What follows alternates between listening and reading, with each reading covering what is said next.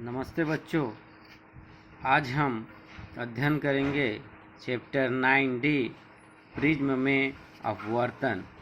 तो आइए सबसे पहले देखते हैं प्रिज्म होता क्या है।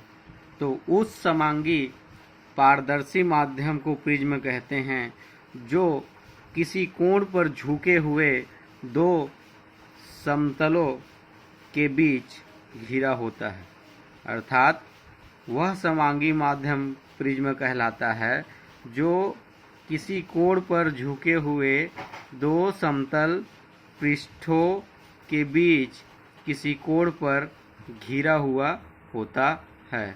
तो आइए हम देखते हैं प्रिज्म की आकृति किस प्रकार से होती है। तो ये हमारा प्रिज्म है, ये दो समतल पृष्ठों से घिरा हुआ होता है। इधर दो समतल पृष्ठ, इधर दो समतल पृष्ठ, अर्थात इसमें दो ये सामने और पीछे दो त्रिभुजाकार पृष्ठ होते हैं और तीन आयताकार पृष्ठ होते हैं। तो ये जो दो अपवर्तक पृष्ठ मिलते हैं उसको कहा जाता है कोर। क्या कहते हैं इसको? अपवर्तक कोर।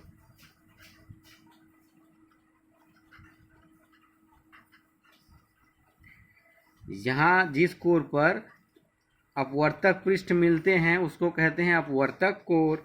और ये हो गया हमारा अपवर्तक पृष्ठ। अपवर्तक पृष्ठ किसे कहते हैं? जिस पृष्ठ पर प्रकाश किरण क्या होती है? आपतित होती है, उसको कहते हैं अपवर्तक पृष्ठ। और यहाँ जो कोण बनता है उसको कहते हैं प्रिज्म का कोण। यहाँ जो एंगल बनता है उसको कहा जाता है प्रिज्म का कोण। और ये वाला पृष्ठ भी क्या होता है? अपवर्तक पृष्ठ। इसको कहते हैं प्रिज्म का आधार। प्रिज्म का आधार। तो ये इस प्रकार की आकृति होती है प्रिज्म की। इसमें तीन आयताकार पृष्ठ होते हैं और दो त्रिभुजाकार पृष्ठ होते हैं। तो आयताकार पृष्ठ में प्रकाश किरण क्या होती है? आपतित होती है। और जहाँ अपवर्तक पृष्ठ क्या होते हैं? एक दूसरे से मिलते हैं, वहाँ होता है अपवर्तक, उसको कहते हैं अपवर्तक कोण। ये कहलाता है हमारा प्रिज्म का कोण। और प्रिज्म जिस आधार पर खड़ा होता है उसको कहते हैं प्रिज्म का आधार। तो मान लो हम इसको इस रूप में अगर एक त्रिभुज के रूप में प्रदर्शित करें और ए बी सी ये हुआ, तो ये एक त्रिभुज बनता है। तो ये इसका अंश होता है 60 अंश। ये समकोण त्रिभुज बनता है, इसके प्रत्येक कोण का नाम मान होता है 60 अंश। ठीक है। और ये जो पृष्ठ है ए बी और ए सी, ये दोनों कहलाता है अपवर्तक पृष्ठ। और ये बी सी जो कहलाता है, बी सी को कहते हैं प्रिज्म का आधार। और कोण ए कहलाता है प्रिज्म का कोण। तो ये हो गया प्रिज्म और उसकी रचना। और जो प्रिज्म होता है हमेशा लगभग समबाहु त्रिभुज बनाता है। और हम जानते हैं त्रिभुज के तीनों कोणों का योग क्या होता है?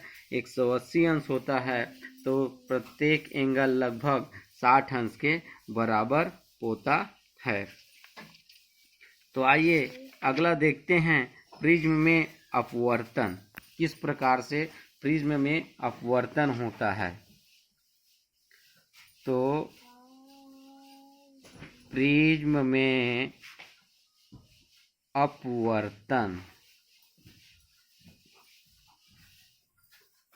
तो अगला हमारा है प्रिज्म में अपवर्तन। तो आइए देखते हैं प्रिज्म में अपवर्तन किस प्रकार से होता है। तो ये हमारा प्रिज्म हो गया ए बी सी।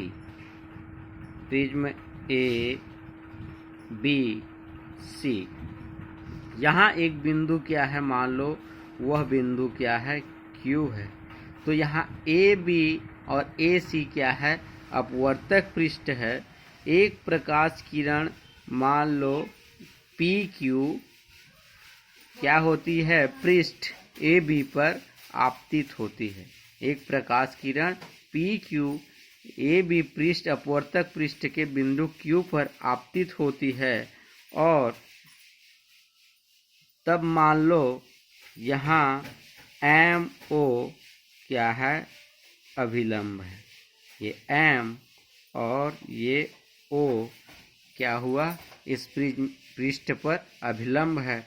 तो हम जानते हैं जब कोई प्रकाश किरण विरल माध्यम से सघन माध्यम में प्रवेश करती है तो वह अभिलंब की ओर झुक जाती है, अर्थात PQ किरण वायु में है और AB पृष्ठ जो है वो कांच है, तो वायु से कांच में प्रवेश करती है तो वह अभिलंब की ओर झुक जाती है, अर्थात QR दिशा में क्या हो जाती है, अपवर्तित हो जाती, विचलित हो जाती है या अपवर्तित हो जाती है। अब वायु से कांच में QR दिशा में झुक गई, अर्थात अभिलंब की ओर क्या हो गई, झुक गई। अब प्रिज्म के अंदर उसका दिशा क्या हो गया, QR मार्ग में चली गई। अब मान लो पृष्ठ AC के बिंदु R पर वह टकराती है और अब प्रिज्म से वायु में अर्थात कांच से वायु में जाती है तो क्या होता है, वह अभिलंब से दूर हट जाती है। तो ये मान लो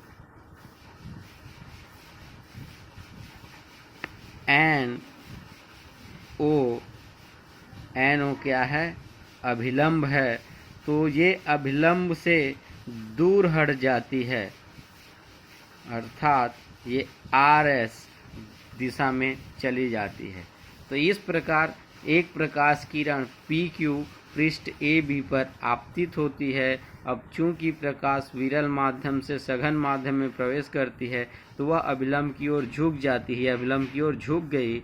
अब ये QR प्रकाश किरण कांच से वायु में जाएगी, अर्थात सघन माध्यम से विरल माध्यम में जाती है, तो ये इसका अभिलंब NO है। तो अभिलंब से क्या हो जाती है, RS प्रकाश किरण दूर हट जाती है। तो जो किरण पृष्ठ पर आपतित होती है तो PQ इसको कहते हैं आपतित किरण, QR को कहते हैं अपवर्तित किरण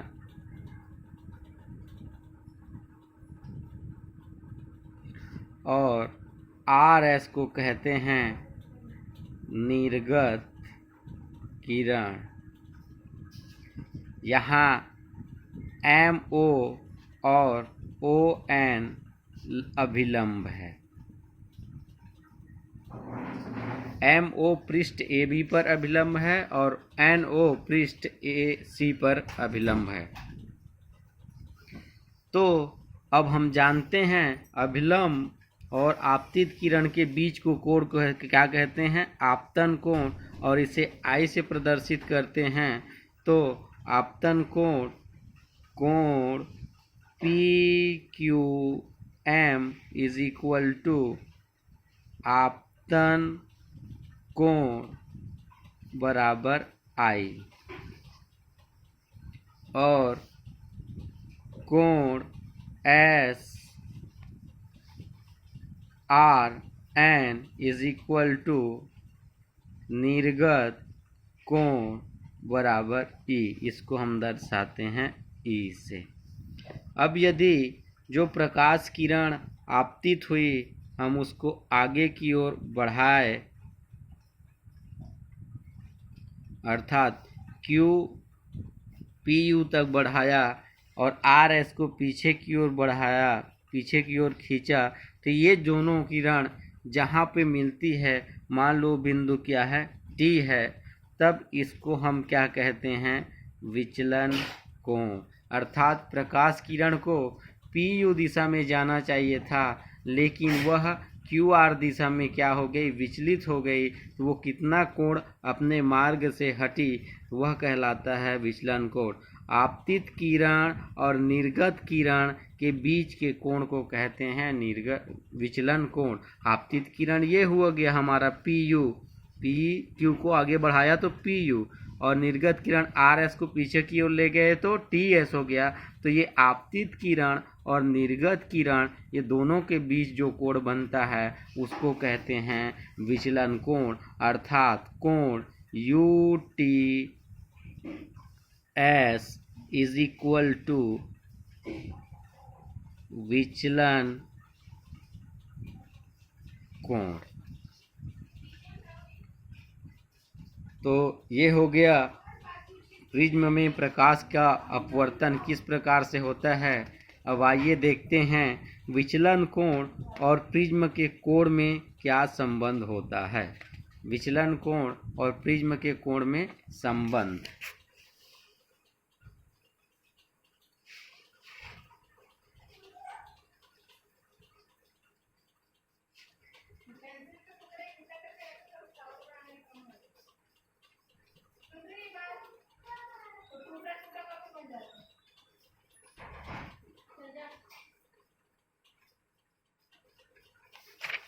तो विचलन कोण और प्रिज्म के कोण में संबंध। तो आइए हम डायग्राम को एक बार फिर से बना लेते हैं। तो ये हो गया हमारा प्रिज्म ए बी सी। यहाँ एक किरण आपतित हुई, ये इसका अभिलंब हुआ, ये अपवर्तित हो गई, और ये इसका अभिलंब ये हो गया, और ये निर्गत हो गई। तो ये ए बी सी, ये पी क्यू, और ये एम, ये आर एन ओ एस। अब इसको हम आगे की ओर बढ़ाएंगे तो ये हो गया यू, इसको पीछे की ओर बढ़ाए तो ये हो गया टी, और विचलन कोण को हम दर्शाते हैं डेल से। ये हो गया आपतन कोण आई और निर्गत कोण ई। मान लो ये वाला कोण क्या है, अपवर्तन कोण R1 है, और ये अपवर्तन कोण R2 है। ये अपवर्तन कोण R1 है, अपवर्तन कोण R2 है। इसलिए त्रिभुज TQR में, ये हमारा त्रिभुज TQR में बहिष्कोण, मतलब त्रिभुज के बाहर का कोण, बहिष्कोण कौन सा है बहिष्कोण? ये त्रिभुज TQR का बहिष्कोण क्या है? UTS।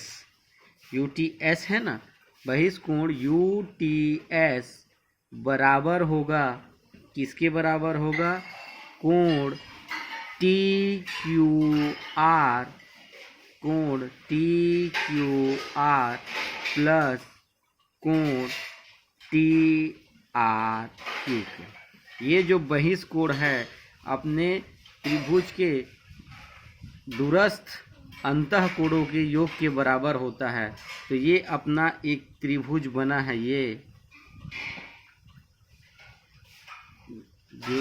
ये हमारा क्या है? डेल है, और ये TQR। तो ये बहिष्कोण जो होता है त्रिभुज के दूरस्थ अंतःकोणों के योगफल के बराबर होता है। तो ये बहिष्कोण, ये दूरस्थ अंतःकोण, इस कोण TQR और TRQ के योग के बराबर होगा। तो अब देखते हैं, इसलिए UTS क्या है हमारा? UTS ये है हमारा डेल इज इक्वल टू क्या हो जाएगा? अब ये वाला एंगल हमको नहीं मालूम है, तो अब देखो ये ऐसे है और ये ऐसे, तो ये शीर्षाभिमुख कोण अर्थात ये I है और ये R1 है, तो ये पूरा क्या होगा? I के बराबर होगा। तो ये TQR क्या हो जाएगा? I minus R1। ये पूरा आई है तो ये भी पूरा आई होना चाहिए, लेकिन ये R1 है तो इस आई में R1 को माइनस कर देंगे तो ये छोटा कोण हमको मिल जाएगा। अर्थात इस आई में R1 को माइनस करेंगे तो ये बचा कोण मिल जाएगा। उसी प्रकार से ई में R2 को माइनस करेंगे तो ये वाला बचा कोण अर्थात TRQ मिल जाएगा। प्लस ई माइनस R2, आई और ई को एक साथ करो, R1 R2 को एक साथ करते हैं तो del is equal to I plus E minus R1 plus R2। Minus यहाँ से क्या निकल गया, कॉमन निकल गया। ये हो गया हमारा समीकरण नंबर 1। अब त्रिभुज, कौन सा त्रिभुज, त्रिभुज OQR में, OQR में, त्रिभुज OQR में। अब त्रिभुज के तीनों कोणों का योग क्या होता है, 180 अंश होता है, हम जानते हैं। तो OQR में एक कोण क्या है, R1 है, एक कोण क्या है, R2 है, और बचा कोण क्या है, ये वाला कोण QOR। तो कोण QOR इज इक्वल टू 180 अंश। तो कोण QOR का यहाँ से मान निकालें तो ये दोनों उधर जाके घट जाएगा, अर्थात पक्षांतर होने से चिन्ह आपस में बदल जाता है, धन का ऋण हो जाता है, ऋण का धन हो जाता है। तो ये कोण QOR अर्थात ये वाला एंगल हमको मिल गया। अब आगे देखते हैं चतुर्भुज AQOR में। अब बड़ा चतुर्भुज कौन सा, AQOR में। यहाँ एक समकोण त्रिभुज, यहाँ एक समकोण है, यहाँ एक समकोण है, और चतुर्भुज के चारों कोणों का योग होता है 180 अंश। तो क्या कोण बना, कोण A प्लस ये वाला कोण A, और AQO, कोण AQO प्लस कोण क्या बचा, QOR, कोण QOR प्लस कोण ARO। ये चार कोण हुआ, एक एंगल A, उसके बाद AQO plus QOR plus ARO बराबर होता है 360 अंश। तो A का मान A है मान लो, प्लस AQO 90 अंश का है, समकोण है, प्लस QOR का मान हम निकाले हैं 180 अंश, माइनस R1 प्लस R2, और प्लस ARO भी है, समकोण है इसलिए 90 अंश, इज इक्वल टू 360 अंश। अब 180 और धन 90 ये बराबर हो जाता है 360। तीनों को जोड़ेंगे किसके बराबर होगा, 360 के, और 360 राइट साइड भी है तो आपस में क्या हो जाएंगे, कट जाएंगे। बचेगा क्या, A प्लस, बचेगा क्या, A minus R1 plus R2 is equal to 0। इसको पक्षांतर करें तो A is equal to R1 plus R2। ये हमारा समीकरण नंबर 2। अब समीकरण हमारा जो 1 है उसमें R1 और R2 का मान रख देंगे तो समीकरण 1 से क्या हो जाएगा, del is equal to I plus E minus R1 और R2 की जगह में A को इधर पक्षांतर करेंगे तो del plus A is equal to I plus E। तो यही संबंध होता है विचलन कोण और प्रिज्म के कोण A के बीच में। विचलन कोण डेल और प्रिज्म कोण का कोण ए के मध्य संबंध होता है del plus A is equal to I plus E. तो ये संबंध था विचलन कोण और प्रिज्म के कोण के बीच। तो इससे हम क्या निष्कर्ष निकाल सकते हैं, विचलन कोण और प्रिज्म का कोण ए दोनों का योगफल आपतन कोण और निर्गत कोण के योगफल के बराबर होता है। विचलन कोण और प्रिज्म के कोण का योगफल आपतन कोण और निर्गत कोण के योगफल के बराबर होता है। तो आज के लिए इतना ही, धन्यवाद।